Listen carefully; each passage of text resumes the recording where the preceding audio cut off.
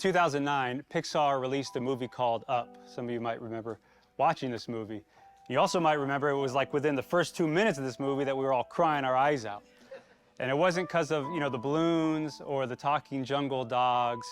It was the sweet little moment where we saw a house and music was playing and we witnessed two people growing old together until one of them wasn't. And I realized over the time of watching this movie that this movie wasn't just so much about animation as it was an analogy.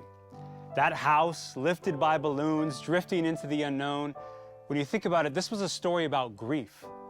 The kind of grief that lifts you off the ground of your life and carries you places you did not plan to go. And that's a good analogy. That's what a good analogy does. And some of y'all sitting there like, dang, I didn't even think Up was about that. But it has that kind of power. Analogies, they crack open the world.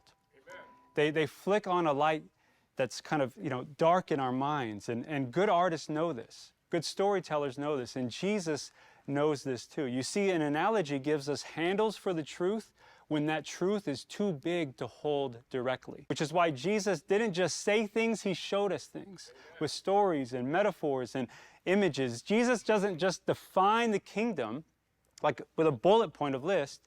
He says it's like a seed.